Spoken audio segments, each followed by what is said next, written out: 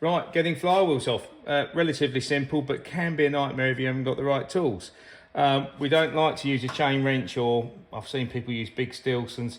The wall of this is not particularly thick, and you can crush the magnets or break the bonding on the back of the magnets. So we use this tool, which we sell online on a web shop. Absolutely priceless, gets you out of trouble. When you get it, it does need a bit of a bend out to suit the different flywheels. Lubricate everything so any moving parts, it's not going to drag or bind. Trigger I put at 3 o'clock so the tooth section's not on it. Slide it on, like so. You've got to sort of hold it in place as you do it up, because it can try and throw itself off. Right, we're tight. Doesn't look tight, but it is. There we are.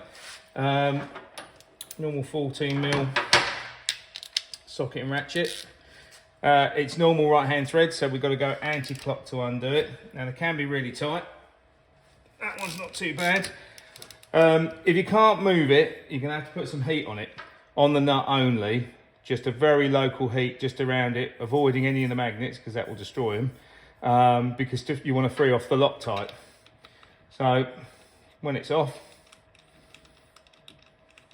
we can then get our puller on it. There's our dual puller, which does electric start and non-electric.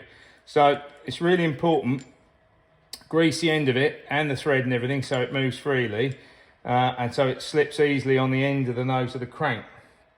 You can see it's got a tapered rebate in here. Now what happens is if you're doing it up too tight and it's dragging, it starts to flare that out, and then you've got a nightmare job of getting the nut back on. So let's put this on. Now bearing in mind, we have had this one off. It's not straight from the factory, it's been off a number of times. So we threaded the outside on, wind up the centre, get our 17mm, put a bit of pressure on it. There you go, she came off fairly easily. I try and not to hit the end of them because that really does flare the end of the crank out.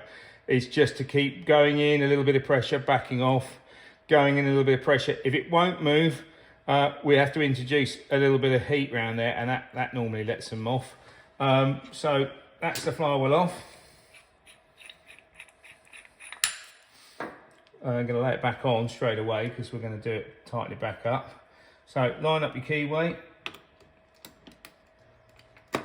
There we go, she's gone on. Gonna just use, because the keyways are so shallow, I'm just going to use a torch and shine it up, and I can see that's in line. Now, what I normally do is wind the nut on without any Loctite, like so.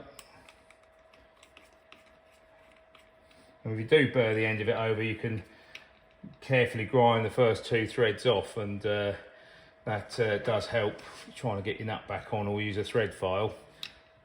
Right, so I'm going to tighten this up, if I can get that the right way around, just by hand, quite tight, and then back it off again, like so. You can see how well it grips it, even though it doesn't look like it's things come loose. Yeah, it's you ask yourself, how's it even holding it, but it does. There you go. Right, back that off.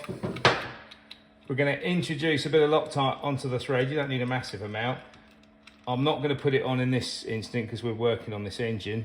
A bit of Loctite on the thread, back on. Like so. I've got my torque wrench on the ready. And it's set between 45 and 50 Newton meters. I've actually set this at 50. Oh, start to turn. There you go. That's it. 2 clicks and you're all on.